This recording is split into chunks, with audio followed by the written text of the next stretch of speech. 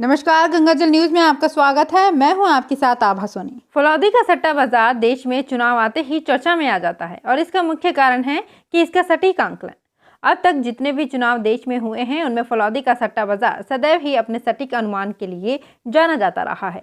लोकसभा चुनाव हो या विधानसभा चुनाव, फलौदी के सट्टा बाजार पर जानकारों की नजर बनी रहती है। देश भर के समाचार पत्रों के संवाददाता भी चुनाव के समय यहाँ फोन पर सट्टा बाजार की जानकारी लेते रहते हैं। बिहार के विधानसभा चुनाव पर पूरे देश की निगाह जमी हुई है और ऐसे में फलौदी का सट्टा बाजार कैसे चुप रह सकता है और देश की निगाहें फलौदी के सट्टा बाजार पर नहीं हो, ये तो हो ही नहीं सकता। फलौदी का सट्टा बाजार बिहार में आरजेडी और कांग्रेस की सरकार बता रहा है। सट्टा बाजार के अनुसार बिहार में आरजेडी को 102 में से 104 और कांग्रेस को 32 में से 34 तक सीट मिलने की संभावना है। बिहार में विधानसभा की 243 सीटें हैं और सरकार बनाने वाले दल को 122 सीट की आवश्यकता है। इसके अलावा सट्टा बाजार का आंकलन है कि एनडीए को 74 से 76 सीट ही मिलने जा रही है। एनडीए में भाजपा, नीतीश कुमार की पार्टी और अन्य छोटे मोटे दल शामिल हैं। हालत ये है कि सट्टा बाजार में भाजपा का अलग से कोई भाव नहीं है और न ही नीतीश की जनता दल यूनाइटेड के। सट्टा बाजार के जानकारों का मानना है कि अब स्थिति में बदलाव की कोई गुंजाइश नजर नहीं आ रही है। दिनों दिन कांग्रेस और आरजेडी बढ़त ले रही है।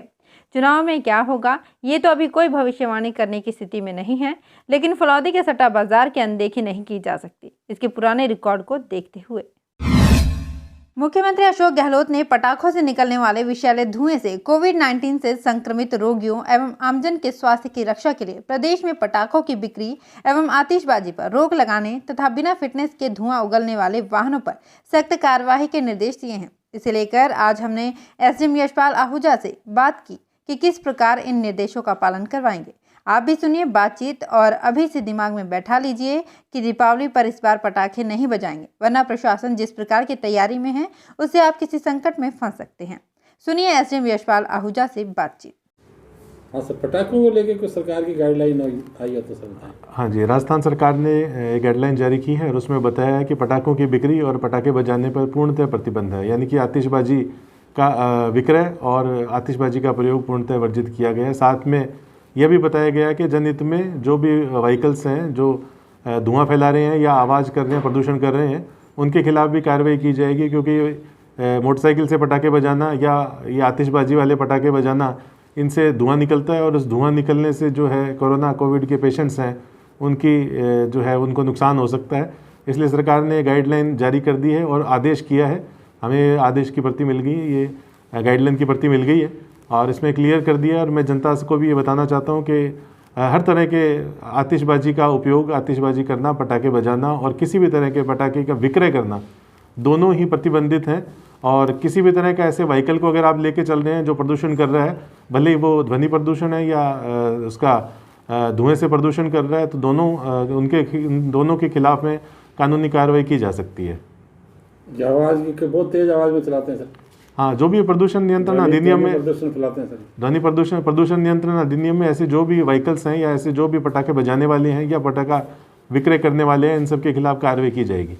क्या व्यवस्था रहेगी सर इस पर? हाँ, पुलिस और प्रशासन दोनों मौजूद रहेगा।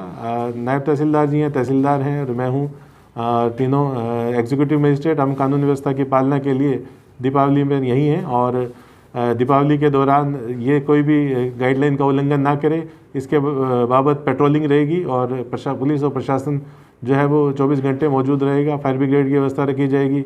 दीपावली पर कोई भी किसी भी तरह की दुर्घटना ना हो, किसी भी कारण से जलने की कोई घटना ना हो, इसके लिए हॉस्पिटल में भी पूरी उचित व्यवस्था रखी जाएगी। मतलब इस बार जो है ध्वनि रहित दिवाली होगी।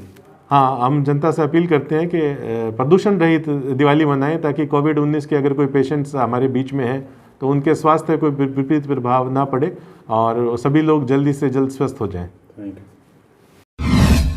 फलौदी विधानसभा क्षेत्र की तीनों पंचायत समितियों फलौदी, बाप और घंटियाली के नवनिर्वाचित सरपंचों का रविवार की रात होपार्टी में सम्मान किया गया। तीनों पंचायत समितियों की ग्राम पंचायतों में करीब 90 सरपंच हैं, जिसमें से काफी संख्या में सरपंच उपस्थित थे।